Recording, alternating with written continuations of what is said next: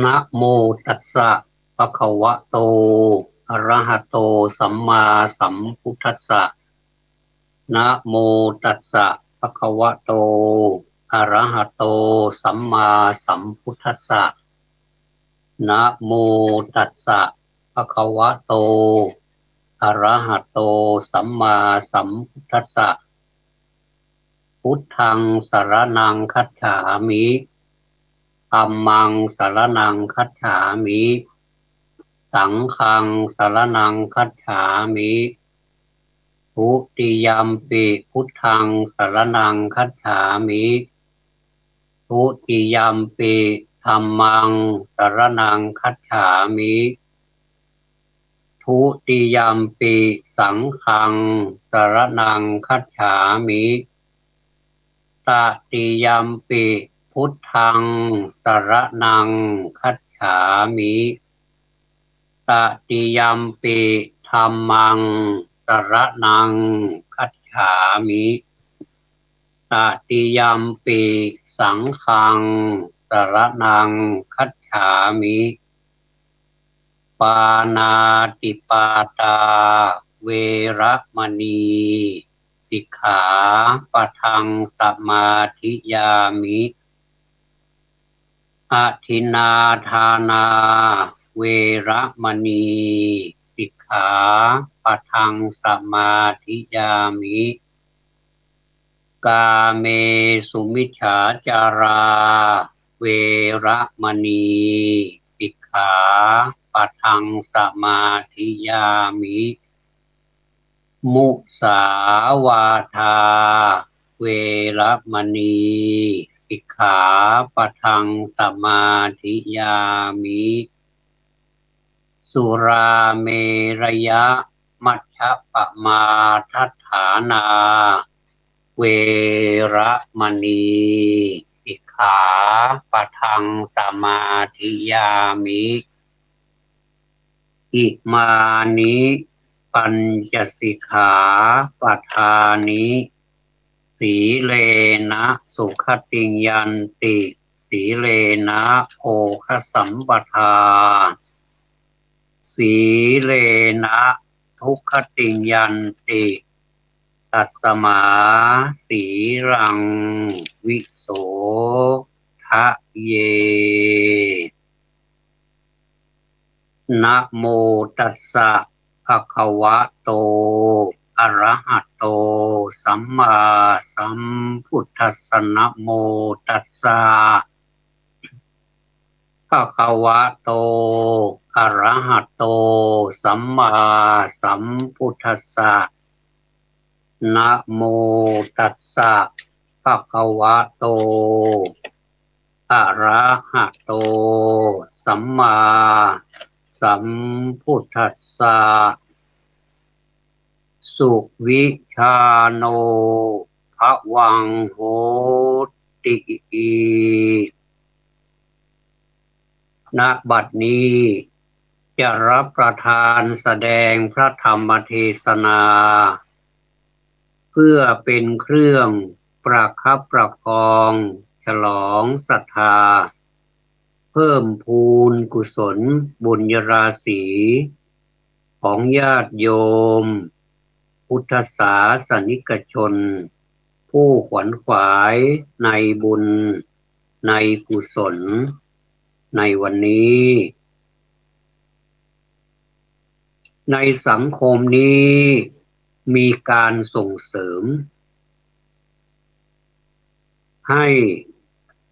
คนในสังคมประชากรของประเทศได้รับการศึกษาไม่ว่าจะเป็นรูปแบบไหนก็ตามไม่ว่าจะอยู่ในระบบหรือไม่อยู่ในระบบที่เรียกว่าการศึกษาตามอัธยาศัยคืออยู่นอกระบบแต่ว่าก็อยู่ในสังกัดของกระทรวงศึกษาธิการแต่ว่าศึกษาไปตามความถนัดของตัวเองใช้ในกรณีที่บุคคลนั้น ไม่ค่อยมีเวลาหรือมีอายุอานามมากขึ้นแล้วจะไปเรียนในระบบก็ไม่ได้เพราะเลยเวลามามากบ่ายคล้อยไปนานแล้วบ่ายคล้อยไปมากแล้วอย่างนี้ก็มาเรียนแบบตามอัธยาศัยไม่ใช่ว่าคนที่เรียนตามอัธยาศัยนั้นมีแต่ผู้ที่มีอายุก็ไม่ใช่แม้แต่เด็กหรือว่าคนหนุ่มคนสาวเขาก็มีความสนใจที่จะเรียนสมัยก่อนเราเรียกว่าการศึกษานอกโรงเรียนแต่พอสมัยนี้เราเรียกกันว่าการศึกษาตามอัธยาศัยการศึกษาในระบบหมายถึงการศึกษาที่อยู่ในระบบตั้งแต่ชั้นถ้าเป็นเด็กเล็กๆเล็กที่สุดนะก็เป็นการศึกษาแบบอนุบาลก็คืออนุบาลก็คือรักษาก่อนรักษาตัวเล็กๆยังไม่รู้เรื่องอะไรฝึกหัดให้เขาแปรงฟันฝึกหัดให้เขาล้างหน้าฝึกหัดให้เขาอ่านหนังสือเขียนหนังสือเป็นคนมีระเบียบวินัยตั้งแต่เล็กๆอย่างเนี้ยรู้ว่าอะไรเป็นของตัวเองรู้ว่าอะไรเป็นของผู้อื่นรู้ว่าอะไรเป็นของส่วนรวมที่จะต้องใช้ร่วมกันเมื่อใช้ร่วมกันแล้วจะต้องรู้จักการเก็บรักษาการดูแลความสะอาดไม่ใช่ว่าจะเอาตามใจตัวเองไม่ใช่ยิ่งการอยู่รวมกันเป็นหมู่คณะนี่ยิ่งต้องรักษาความสะอาดใหญ่เลยจะต้องมีความเกรงอกเกรงใจกันเราจะเอานิสัยหรือว่าความสะดวกสบายของเรามาใช้เนี่ยมันไม่ได้ถ้าอย่างนั้นเราต้องแยกไปอยู่เดียวๆคนเดียวโน่นนี่พอได้แต่ถ้าอยู่รวมกันเป็นหมู่เป็นคณะนี่ทำไม่ได้ทำไมถึงทำไม่ได้เพราะเราอยู่ร่วมกันเป็นหมู่คณะจะต้องมีระเบียบมีวินัยพระภิกษุสามเณรก็เหมือนกันนักบวชในศาสนานี้อันดับแรกนี่เข้ามาศึกษาเข้ามาขอบวชนี่จะต้องเน้นในเรื่องของพระธรรมวินัยโดยเฉพาะวินัยวินัยนี่ก็พระอุปัชฌาย์ก็ให้สิกขาบทไปสิบประการก็10 วินัยตั้งแต่ปาณาติบาตเป็นต้นไปจนถึงโน่นเลยจนถึงชาตรูนั่นแหละ10 ข้อด้วยกันอันนี้เป็นสิกขาของสามเณรถ้าเป็นพระหรือโอ้ถ้าเป็นพระนี่เยอะนะเป็นชีเป็นเมื่อก่อนสมัยก่อนนี่เป็นภิกษุณีสมัยนี้นี่ภิกษุณีก็มีเป็นบางที่บางประเทศก็ยังมีภิกษุณีอยู่อันนี้ยิ่งเยอะ300 กว่าสิกขาบทนี่ถ้าจะพูดไปแล้วเนี่ยการศึกษานี่จึงมีความสำคัญอย่างนี้แหละพระอุปัชฌาย์ถึงได้เน้นนักเน้นหนาว่าเมื่อบวชเข้ามาแล้วจะต้องปฏิบัติ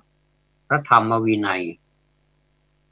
มีวัดปฏิบัติอันไหนควรทำสิ่งไหนไม่ควรทำท่านจะบอกหมด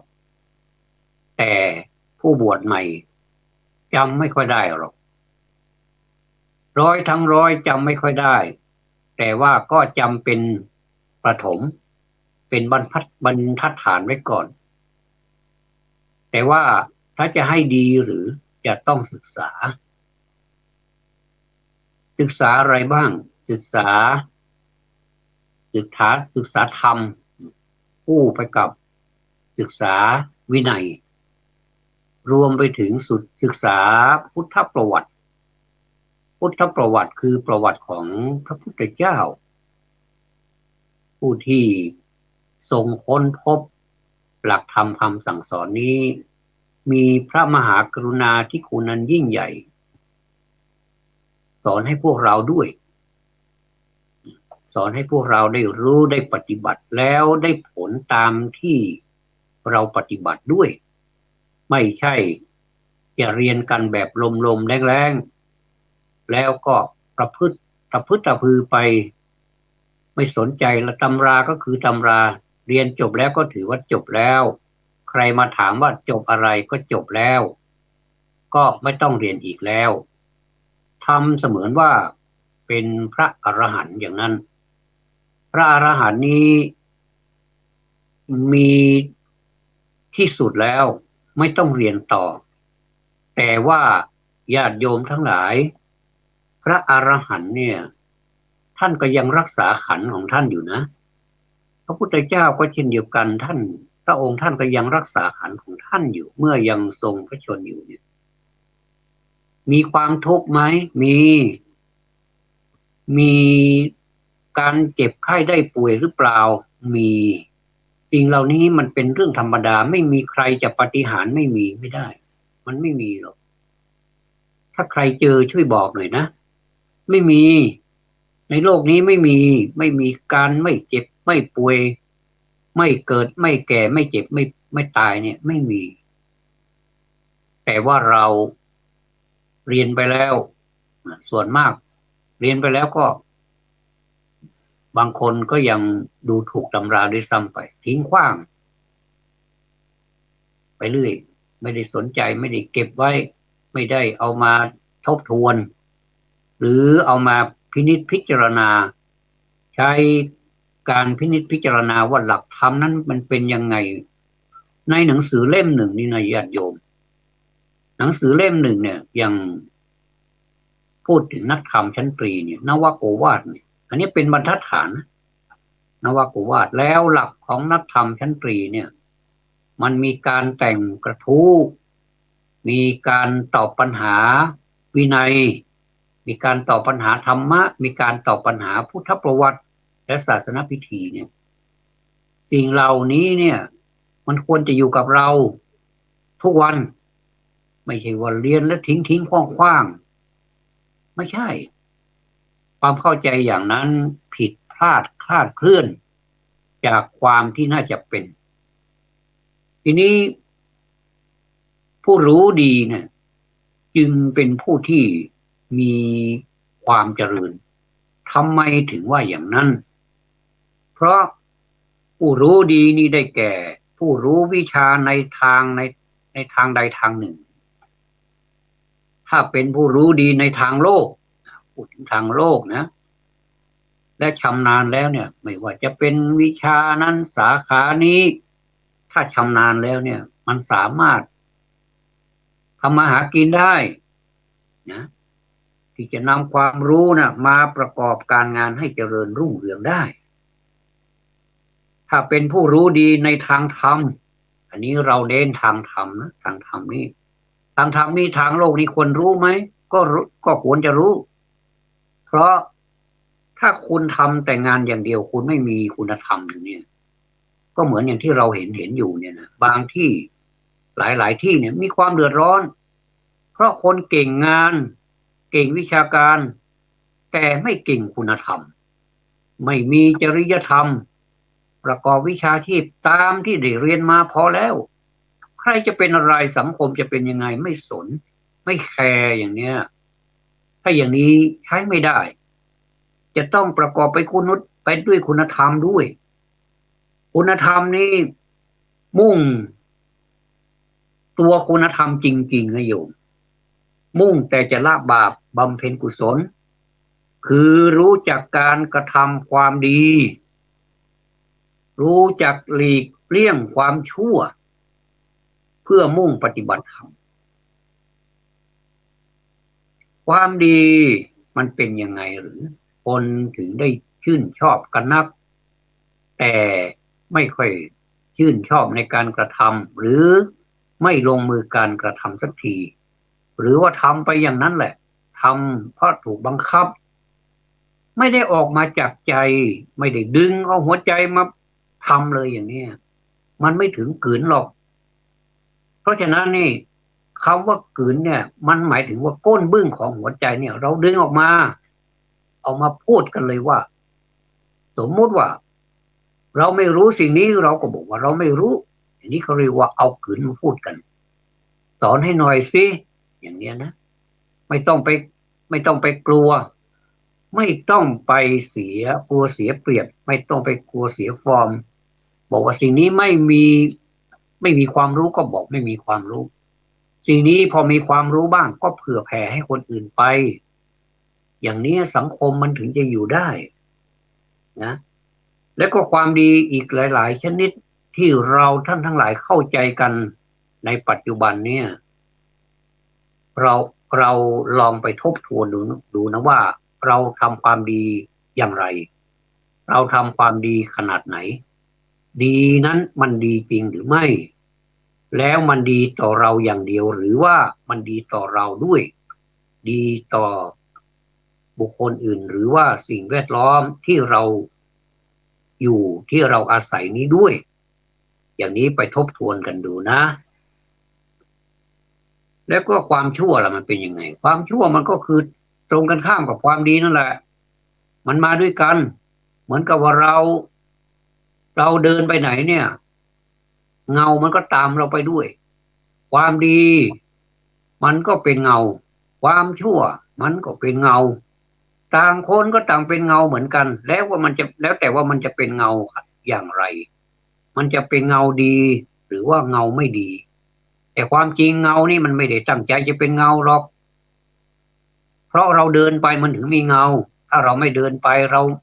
ไม่มีเรามันก็ไม่มีเงา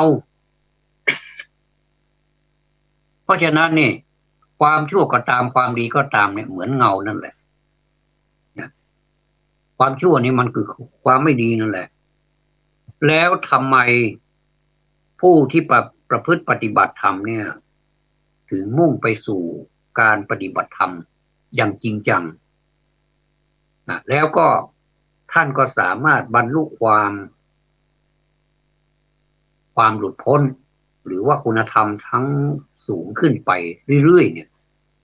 ไปตามลำดับเนี่ยในอริยบุคคลหรือว่าอริยชนเนี่ยก็มีลำดับไว้ตั้งแต่ต่ำๆขึ้นไปจนถึงสูงสุดก็คือพระอรหันต์ต่ำสุดก็คือโสดาบันก็พอทราบแล้วว่าอะไรเป็นอะไรก็จะพัฒนาขึ้นไปอย่างนี้เขาเรียกว่าผู้รู้ดีทีนี้ตามสุภาษิตพุทธศาสนาสุภาษิตที่ได้ตั้งไว้เบื้องต้นนั้นว่าสุวิชาโนภวังโหติสุวิชาโนภวังโหติแปลว่าผู้รู้ดีเป็นผู้เจริญทีนี้ถ้าเป็นผู้รู้ไม่ดีล่ะขออภัยอันนี้เป็นอุปสรรคถ้าเราจะพูดถึงธรรมะละอุปสรรคมาแล้วอันนี้ก็เป็นมารอย่างหนึ่งแต่ก็ขออภัยนะสุวิชาโนภวังโหติเป็นผู้รู้ดีรู้ดีนี่หมายถึงรู้ดีรู้ชอบรู้สิ่งไหนควรไม่ควรสิ่งไหนควรทำก็ทำไปสิ่งไหนไม่ควรทำแล้วมันยังติดอยู่ในการกระทำนั้นเพราะนิสัยที่เราสะสมเอาไว้มันยังมีอยู่ก็ค่อยๆลดค่อยๆเบาลงนะ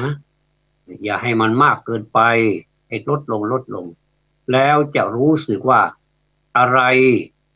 มันเกิดขึ้นนะทีนี้เมื่อ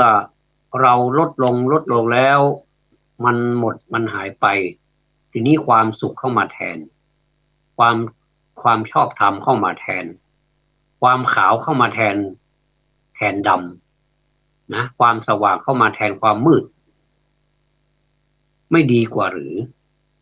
ทีนี้สำหรับคนที่มีความขาวอยู่เนี่ยยิ่งขาวรักษาความขาวของตนเองไว้อย่าให้มันกระด่างกระดำ ยิ่งรักษาความขาวของตนเองไว้ตั้งแต่ต้นไปจนถึงจนจบจากเรามีชีวิตอยู่แล้วก็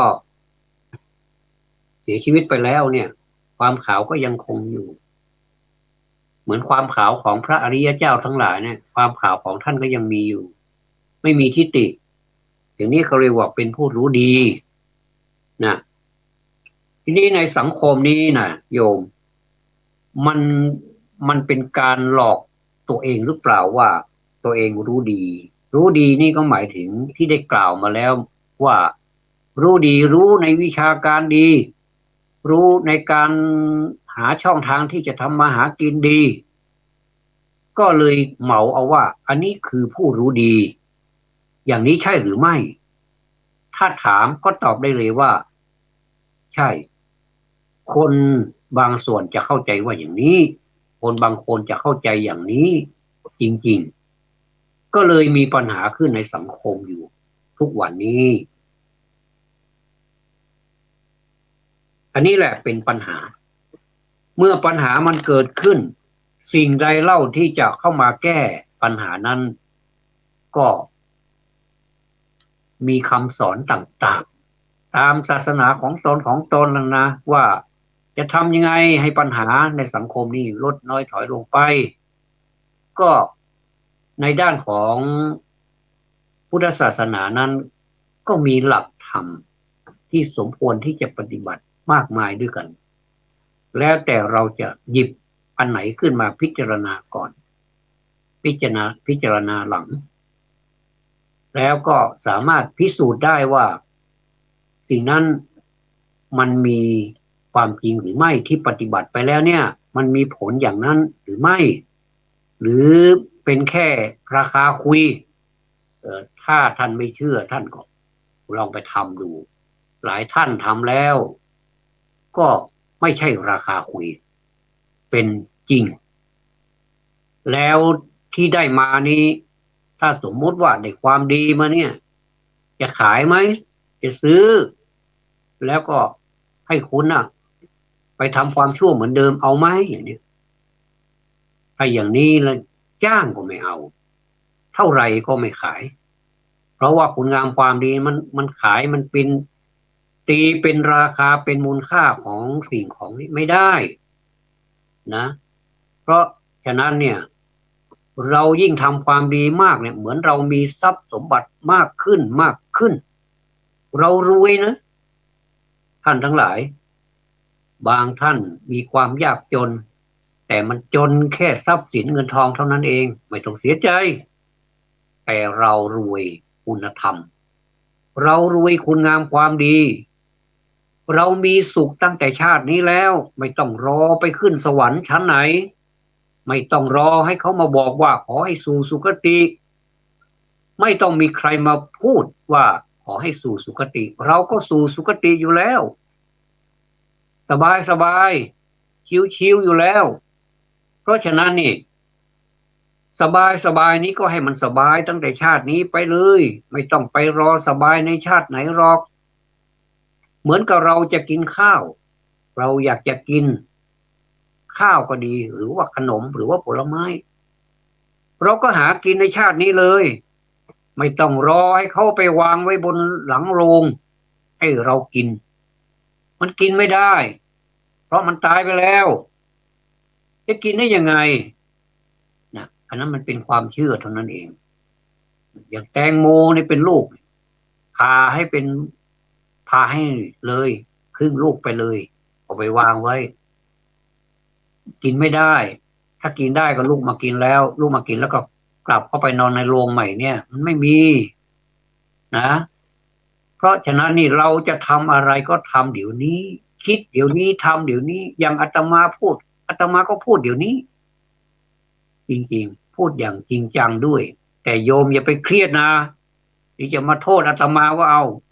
พระคุณเจ้ามาพูดอย่างนี้ดิฉันก็เลยเครียดไปเลยผมได้ยินว่าคุณเจ้าพูดอย่างนี้ผมก็เลยเลี่ยงไปเลยอย่างนี้มันไม่ใช่โยมก็ฟังไปด้วยสนุกไปด้วยก็ดีเหมือนกันฟังธรรมนะให้มีปีติในธรรมนะโยมให้มีปีติในธรรมเนี่ยปีติในธรรมเนี่ยคำว่าปีติ อาตมาเคยถามนักเรียนที่สอนนะตอนนี้มันสอนในชั้นเรียนไม่ได้อาตมาก็สอนออนไลน์ไงก็ให้ปัญหาเขาไปทางไลน์แล้วก็ให้เขาตอบอันนี้เป็นอัตนัยนะโยมเป็นอัตนัยไม่ใช่หนึ่งไม่ใช่กอไก่ขอไข่ไม่ใช่เป็นอัตนัยอัตนัยนี้ถามว่าอาธรรมปีติสุขังเสติแปลว่าอะไรอย่างเนี้ยนะเออหลายคนก็ตั้งใจนะโยมตั้งใจแปลมาอย่างดีเลยล่ะบอกว่าผู้ประพฤติธรรมอยู่เป็นสุขเออก็ไม่เป็นไรเดี๋ยวเราไลน์ส่วนตัวไปตอบในไลน์ส่วนตัวนู่นเดี๋ยวคนอื่นสมมติว่าตอบถูกในไลน์กลุ่มเนี่ยเดี๋ยวเขาจะเอาอย่างเป็นการทุจริตอีกแต่มาว่าเดี๋ยวขออนุญาตลบไลน์กลุ่มนี้นะลบคำตอบไลน์กลุ่มนี้เอาไปตอบในไลน์ส่วนตัวก็ไปเฉลยในไลน์ส่วนตัวเออตอบถ้าตอบถูกอาตมาก็ให้คะแนนไปได้10เลย10 คะแนนเก็บไว้ให้เขาได้ชื่นชมว่าเราทำความดีแล้วก็จะให้คะแนนเขาเพื่อเอาไปประเมินในปลายในปลายภาคที่เขาสอบไล่เออแล้วก็คนไหนที่มีความตั้งใจตอบแต่มันตอบไม่ถูกแต่ว่าอุตส่าห์อธิบายมาอีกต่างหากอย่างนี้นะตั้งใจจริงๆอาตมาก็ให้คะแนนอ้าวถามว่าทำไมให้คะแนนล่ะมันไม่ใช่คะแนนถูกโยมมันเป็นคะแนนความขยันก็ให้เขาไปแต่ก็ไม่ลืมเฉลยเขาด้วยนะบอกว่าอันนี้มันไม่ใช่คำแปลที่ตั้งขึ้นมานี่ไม่คำแปลไม่ถูกแต่ว่าก็ให้คะแนนแต่ว่าไม่ได้ให้เต็มให้คะแนนขยันไปตามส่วนเนี่ยแล้วก็ยังไม่พออาตมาก็เผื่อแผ่ไปหาญาติโยมด้วยโอ้หลายท่านนี่เก่งมากเลยนะธรรมะปีติสุขังเสติแปลกเป๊ะเลยอ่าบางท่านก็ยังแปลกคลาดเคลื่อนอยู่บางทีก็ใส่ไม่ครบอาตมาก็เพิ่มเติมให้ว่าอันนี้ต้องใส่ครบเพราะภาษาบาลีมันเป็นภาษาไวยากรณ์เป็นภาษาที่ต้องมีหลักวิพัตน์ปัจจัยอะไรเนี่ยให้มันครบไปหมดเลยก็เลยเพิ่มเติมให้อย่างนี้ถามว่าอาตมามีความสุขไหมมีไม่ใช่มีความสุขแบบธรรมดาด้วยมีความสุขแบบลึกๆสนุกด้วยนะเออคนก็จะตอบไปตามแต่ที่เขาเข้าใจนั่นแหละนะทีนี้เมื่อมาถึงในตอนนี้ส่วนใหญ่แล้วอาตมาก็ว่าละบางคนนะบางคนคงจะตอบด้วยความรู้ของตนเองความเข้าใจนะนั่นไม่ว่ากันแต่บางคนเราก็เปิดนะเปิดโลกกว้างใช้ไปเลยมือถือของคุณใช้ไปเลยถ้าใช้อย่างนี้ไม่ว่าไม่เป็นไรให้เปิดมือถือให้เปิดกระดาษให้เปิดหนังสือเปิดตำราเต็มที่เลยก็ตอบมาแล้วบางท่านไปเปิดในตำราอันนี้ไม่ได้ขุดคุยเอาเรื่องเดิมมาพูดนะแต่ว่าพูดให้เราฟังว่ามันจะเกิดปัญหาในตำราเนี่ยมันมีหลายอย่างซึ่งผู้ถามเนี่ยส่วนมากคุณครูเนี่ยถ้าถามนักเรียนเนี่ยคุณครูถามเราเคยเป็นนักเรียนเนาะท่านจะถามแบบไม่ตรงๆหรอกหรือว่าท่านจะถามแบบให้เรามีไหวพริบปฏิภาณหน่อยว่าอันแล้วเอามาเทียบคำตอบเมื่อก่อนนี้เป็นกขคงเรามาเทียบกันว่าอันนี้ไม่มีเราก็ไม่มีก็ทิ้งไปอันนี้มีหรือว่ายังสงสัยอยู่ก็ค้างไว้นั่นอยู่ถ้าสมมุติว่าข้อนี้มันยากเกินไปเราก็มันมีตั้งหลายข้อเนี่ยนะสมมุติมันมี50 ข้อเนี่ยเราก็ไปข้อต่อไปก่อนอย่ามาหงำเหงือกอยู่กับข้อเดียวนั่นน่ะมันจะเสียเวลาไปเลยไปข้อที่มันเราคิดว่ามันชัวร์อยู่แล้วเนี่ยเราก็คิดไป เราจะได้เซฟเวลาแล้วลืมเวลาที่เหลือนะเราค่อยเอามาพิจารณาข้อที่มันยากที่สุดเนี่ยลองดูสิว่าจะทำศึกกับเขาเนี่ยมันเป็นยังไงเราจะใช้ปัญญาของเราทุ่มเทเนี่ยลองดูซิว่ามันจะยังไงถ้ามันไม่ได้จริงๆก็เดาไปเถอะไม่เป็นไรหรอกแต่ให้มันใกล้ความจริงที่สุดนั่นแหละอันนี้แหละที่เขาสอบได้อะนะแต่ถ้าคิดว่ามันไม่มีจริงๆบางทีก็ไม่ได้อ่านแบบทะลุปลุกโปร่งหรือว่าบางทีมันใกล้เคียงเอาที่ใกล้เคียงไปก่อนดีกว่าอย่าไปเอาถูกทุกข้อหรือผิดทุกข้อเนี่ยมันมีข้อถูกข้อผิดอยู่ในนั้นอยู่แต่บางปัญหานะเขาจะมีข้อผิดข้อถูกเราก็ใส่ไปถ้าสมมุติว่าที่พูดมาเนี่ยมันไม่มีสักอย่างในนั้นเลยมันก็ผิดทุกข้อก็ใส่ลงไปเลยด้วยความมั่นใจเนี่ยแต่ถ้าเราเพราะว่าในมือถือเราเนี่ยในข้อมูลของเราเนี่ยมันมีหลายอาจารย์บางทีในหลายอาจารย์นั่นแหละก็มีความรู้มาจากหลายแหล่งนะมาจากหลายแหล่งก็เอามาลงเราอย่าเพิ่งดูอาจารย์เดียวเราก็ไปดูอาจารย์ต่อไปอีกเพราะมันมีตั้งเยอะแยะนะอย่างสมมุติว่าอาตมาจะพูดว่าเอ่อกลยุทธ์อย่างเนี้ยนะกลยุทธ์แปลว่าอะไรเนี่ยอาตมาก็ลองดูถาม Google ดูว่ากลยุทธ์แปลว่าเขาก็จะออกมายาวพืชเลยกลยุทธ์แต่มันจะมีอาจารย์ที่มันไม่เหมือนคนอื่นหรือว่ามีเอางี้ก่อนก็แล้วกันก็คือพวกหนึ่งว่าอย่างนี้พวกหนึ่งว่าอย่างนี้แต่ว่าความหมายมันใกล้เคียงกันแต่ว่าเขาจะแปลกไปสักสักข้อหนึ่งอย่างเนี้ยเราก็มาเทียบกันว่าอ๋ออย่างนี้มันก็ถูกอย่างนี้มันก็ถูกอันนี้แสดงว่าโลกกว้างนะวิสัยทัศน์เรากว้างเราต้องเปิดโลกทัศน์ของเรานะไม่ใช่ว่าเจออาจารย์แรกเราก็สรุปไปเลยว่าใช่บางทีอาจารย์นั้นเขาก็ไม่ได้ผิดหรอกเขาก็ถูกแต่ว่ามันมีอีกหลายอาจารย์มีอีกหลายท่านนะแม้แต่ความในภาษาไทยของเราเนี่ยบางทีมันยังพ้องเสียงแต่ความจริงความหมายไม่เหมือนกันเลยแต่บางทีก็พ้องรูปแต่ความหมายก็ไม่เหมือนกันคำพ้องเสียงก็คือเสียงเหมือนกันคือสมมุติว่าโสดอย่างเนี้ยนะโสดโสดนี่คุณเขียนอย่างไรล่ะโสดสระโอสอเสือดอเด็กใช่ไหมถ้าโสดอย่างนี้แสดงว่ายังไม่มีแฟนยังไม่มีแฟนโสดแต่ถ้าโสดอีกอะโสดโสตะโสตะโสตะก็ถ้าเป็นภาษาบาลีนี้โสตะคือการฟังถ้าเป็นอ่าโสดหมายถึงว่าโสตทัศนูปกรณ์ก็หมายถึงห้องโสตทัศนูปกรณ์อะทั้งห้องฟังด้วยดูด้วยก็คือที่เราอัดคลิปกันนั่นแหละทั้งฟังด้วยดูด้วยอันนี้เรียกว่าโสตทัศนูปกรณ์ถ้าโสตถีตัวนี้มันเอาเอาถีมาใส่อีกโสตถีหมายว่าความเจริญ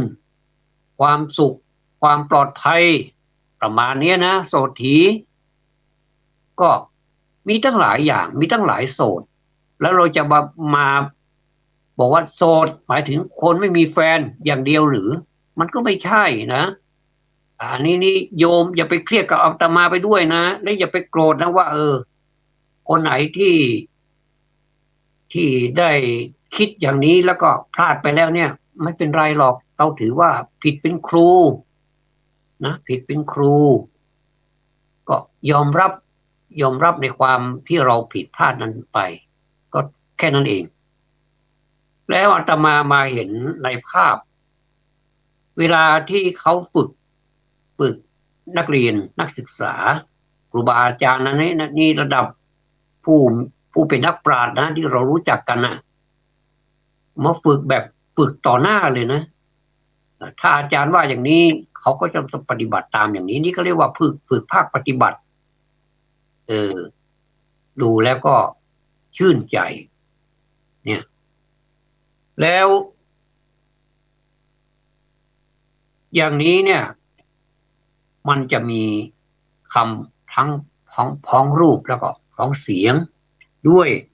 ดังนั้นก็ขอให้ทำความเข้าใจหวังว่าคงจะไม่ถือสาไม่โกรธกันเพราะว่าเราสุวิชาโนเป็นผู้รู้ดีแล้วก็พระวังโหติเป็นผู้เจริญนะสุวิชาโนเป็นพระวังโหติผู้รู้ดีเป็นผู้เจริญเมื่อมันตรงกันข้ามนี้แล้วจะเป็นผู้เจริญไหมก็มันจะแบ่งเป็นสองอย่างผู้รู้ดีในเฉพาะของตนเองคนอื่นไม่เกี่ยวแล้วก็ไม่สนความเดือดร้อนของคนอื่นด้วยอันนี้จะเรียกว่าเป็นสุวิชาโนภวังโหติไหมไม่เป็นนะโยมมันเป็นบางอย่างเป็นเฉพาะส่วนแค่นั้นเองมันไม่ค่อยทำประโยชน์อะไรให้กับสังคมและสังคมนี้ก็พลอยเดือดร้อนไปด้วยสังคมเล็กก็เดือดร้อนเล็กๆสังคมใหญ่ก็เดือดร้อนใหญ่ๆนี่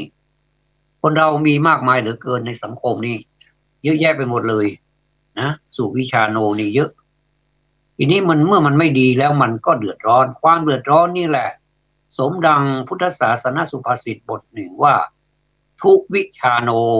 ภวังโหติทุวิชาโนภวังโหติก็คือว่าผู้รู้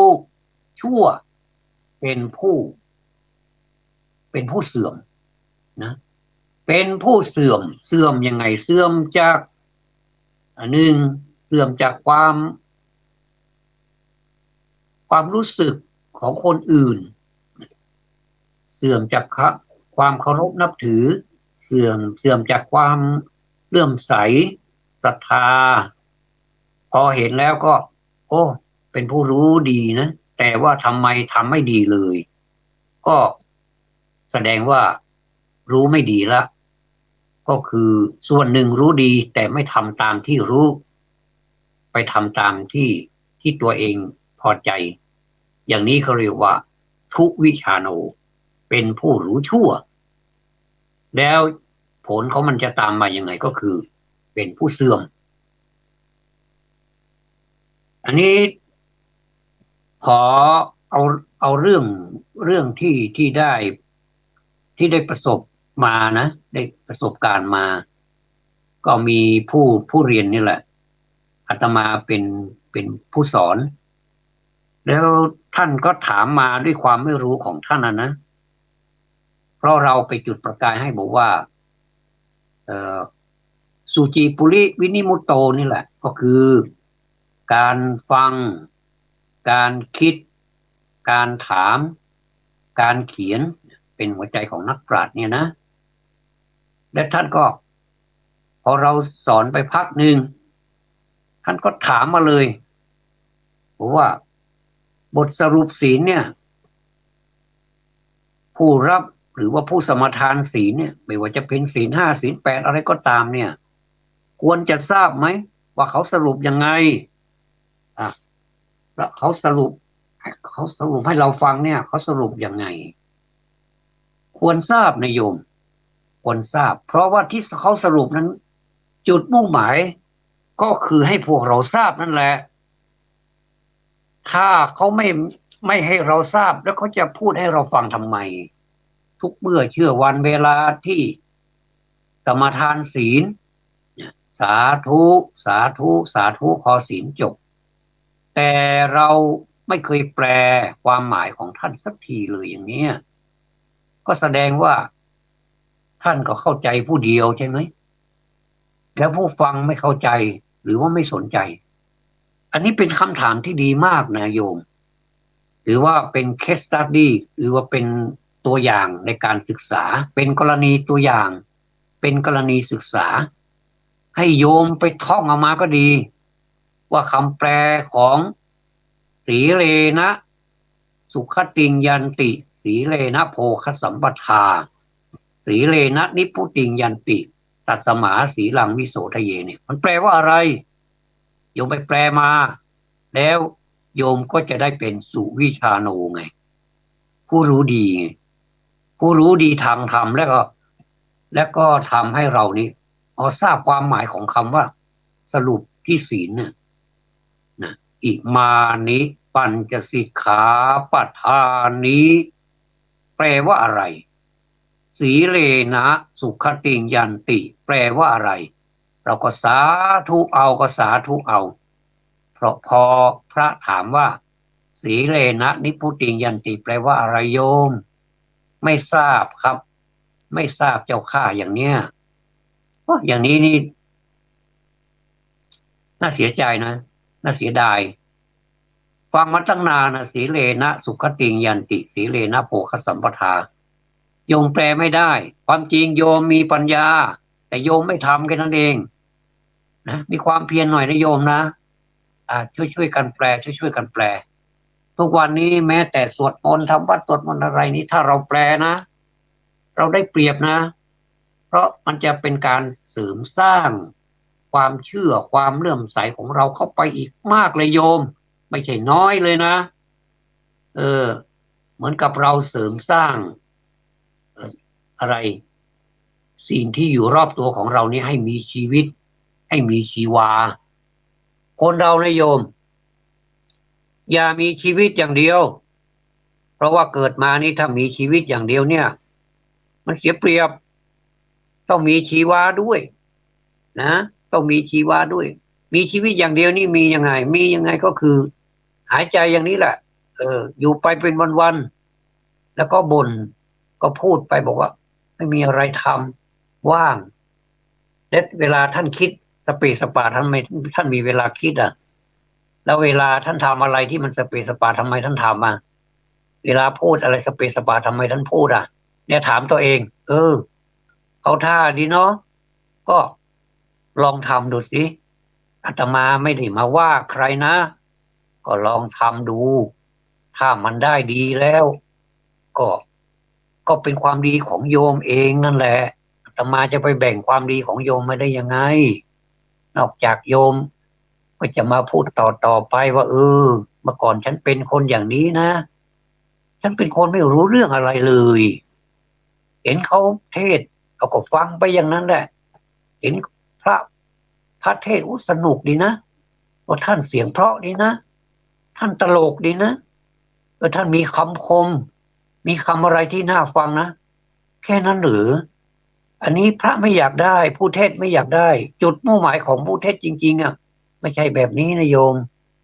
จุดมุ่งหมายของผู้เทศจริงๆเนี่ยอยากให้พวกเรารู้แล้วยังไงต่อรู้แล้วก็ออกไปปฏิบัติต่อสิก่อนที่เราจะไปปฏิบัตินั้นต้องสุวิชาโนด้วยนะต้องเป็นผู้รู้ดีในที่นี้หมายถึงรู้ให้ถูกต้องด้วยไม่ใช่ว่ารู้ดีตัวเองรู้ดีก็ทำไปเรื่อยละอันนี้นะสังคมมันเดือดร้อนกับพ่อนี้แหละบางทีก็ไม่ได้คล่องแคล่วอะไรไม่ได้รู้อะไรเลยแต่ก็รู้บอกว่ารู้กลัวเสียฟอร์มกลัวเสียหน้าก็ทำไปแบบไม่รู้นั่นแหละครั้นคนอื่นมาบอกก็บอกว่ารู้แล้วไม่ต้องมาพูดมากอ้าวทะเลาะไปอีกอย่างนี้นี่เรามันจะเจริญได้ยังไง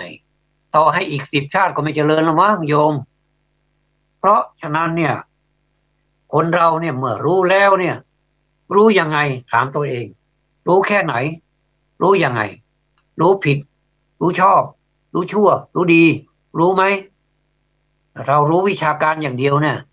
ใครๆก็รู้ได้เด็กก็เรียนได้บางทีเด็กก็ยังเก่งกว่าเราอีกมือถืออย่างเนี้ยเขาเรียนรู้มากกว่าเราอีกอาตมาบอกตรงๆนะโยมอย่าไปพูดให้ใครฟังนะอาตมาบอกแบบไม่อายนะเอาพูด2 ต่อ 2เลยนะอ่าว่าเรื่องมือถือนี่เรื่องสื่อสารเนี่ยอาตมาไม่รู้ขนาดจะเข้าไปสมัครโน่นสมัครนี่อาตมายังทำไม่เป็นเลยต้องไปขอเด็กทำให้อันนี้จริงๆอันนี้บอกว่าไม่รู้ก็บอกว่าไม่รู้พอเรารู้แล้วก็บอกว่ารู้แล้วท่านรู้มาจากไหนก็บอกเขาไปด้วยก็ดีเหมือนกันเป็นการขอบคุณเขาคนเราเนี่ยใครทำดีต่อเราเนี่ยเราพูดถึงเขาบ่อยๆเนี่ยเขาฟังแล้วก็ชื่นใจใช่ไหมไม่ใช่บ้ายอนะเออเขาชื่นใจไม่ว่าต่อหน้าและรับหลัง เราก็พูดสรรเสริญเขาบอกว่าเมื่อก่อนนี้ผมไม่รู้หรอกเรื่องเนี่ยพอคนนี้มาบอกอาจารย์นี้มาบอกใครก็ได้มาบอกเรารู้เราก็ขอบคุณและอย่าไปลืมบุญคุณท่านนะเพราะว่าบุญคุณแม้ทำแต่ครั้งเดียวเนี่ยเราก็ต้องจำไว้บุญคุณในที่นี้หมายถึงบุญคุณที่ชอบทำคนอื่นเขามาทำความดีเขามีบุญคุณต่อเราเขามาชี้แนะให้เราเนี่ยถือว่าเป็นผู้มีพระคุณอย่างเช่นพ่อเช่นแม่นี่โอ้อันนี้ยิ่งใหญ่ไพศาลเลยนะยิ่งใหญ่ไพศาลเลยอันนี้พระคุณยิ่งใหญ่เลยนะผู้ปกเกล้าปกกระหม่อมตัวจริงเลยล่ะนะเพราะฉะนั้นนี่เราประพฤติไปเถอะประพฤติธรรมเนี่ยอันนี้ก็หมายถึงการประพฤติธรรมเหมือนกันรู้มาแล้วนึกถึงบุญคุณเขาก็พยายามหาทางตอบแทนเหมือนเข้าหลักอุปการีบุคคลผู้มีอุปการะกรเช่นมีคุณพ่อคุณแม่ครูบาอาจารย์เป็นต้นอย่างเนี้ยเราก็กตัญญูกตัญญูก็รู้คุณแต่เรารู้อย่างเดียวนี่ไม่ทำได้ไหมมันก็ไม่เต็มนะถ้าเป็นคนก็ไม่ค่อยเต็มก็เพราะฉะนั้นให้มันเต็มซะเมื่อมีกตัญญูรู้แล้วว่าบุญคุณท่านมีอย่างไรเราควรจะตอบแทนอย่างไรเราก็พยายามตอบแทนท่านไม่มีตังก็ไม่เป็นไรตอบแทนท่านในการทำความดีไม่ทำให้ท่านเสียชื่อเสียงไม่ทำให้เดือดร้อนถึงวงตระกูลอย่างนี้ก็พอแล้วแต่ถ้ามีตังให้ก็ดีมีทั้งตังให้ด้วยมีทั้งความดีป้อนให้คุณพ่อคุณแม่ด้วยโอ้ท่านมีความสุขนะไม่เชื่อเราก็เป็นลองเป็นคุณพ่อคุณแม่ดูสิว่าลูกเราเรียนก็เก่งเป็นคนดีด้วยเชื่อฟังคุณครูเป็นคนที่เอื้อเฟื้อเผื่อแผ่มีศีลมีธรรมตั้งแต่เล็กๆโอ้อย่างนี้นี่คุณพ่อคุณแม่ยิ้มแก้มตุยเลยไม่ต้องไปทำอะไรมากไม่ต้องเอาเงินมาให้ทำแค่นี้ก็ถือว่าทำความดีให้เนี่ยมอบให้แก่ท่านเนี่ยคุณพ่อคุณแม่เป็นต้นเนี่ยแล้วก็เราเป็นหนี้ใครอีกล่ะก็เป็นหนี้เยอะแยะเลยไงเป็นหนี้สิ่งแวดล้อมอากาศที่เราหายใจนี่เราเป็นหนี้ไหมถ้าเราเป็นหนี้อากาศเราควรจะทำยังไงเราก็ทำอากาศให้บริสุทธิ์สิเราอย่าทำอากาศให้สกปรกสิอากาศดินน้ำลมไฟมีบุญคุณต่อเราทั้งนั้นเราควรจะทำอย่างไรอย่างเงี้ยไปคิดเอานายโยมไม่อธิบายแล้วล่ะเหนื่อยไม่ใช่เหนื่อยหรอกมันเป็นเวลาที่กระชั้นชิดมาตามหลังมาให้โยมไปคิดเอาแล้วกันเพราะฉะนั้นคุณงามความดีเหล่านี้เมื่อเราทำเนี่ยเราจะต้องทำด้วยความเคารพเลยนะไม่ใช่ทำไปด้วยความไม่เคารพอย่างเราเรียนหนังสือเราก็ต้องเคารพในหนังสือ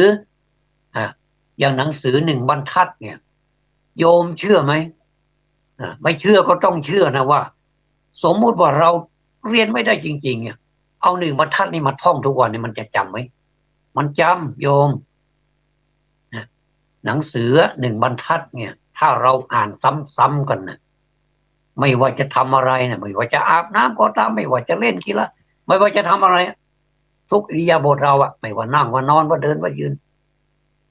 ถ้าเราเอามาท่อง1 บรรทัดเนี่ยถ้ามันไม่ได้เนี่ยโอ้แย่ละถ้าอย่างนี้แสดงว่าความจำของเราไม่มีจริงๆแต่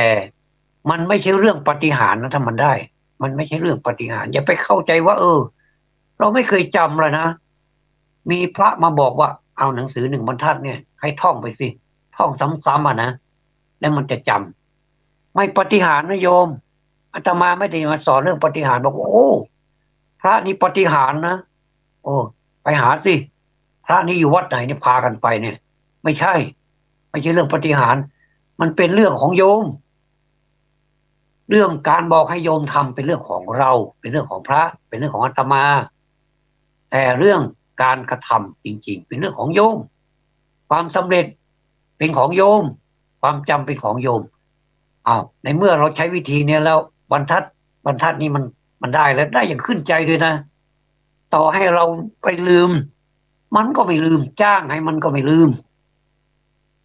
โยมก็เอาบรรทัดต่อไปสิถ้ามันเป็นวิธีแบบนี้เนี่ยมันช่วยไม่ได้ยังไงเนี่ยแล้วก็บรรทัดต่อไป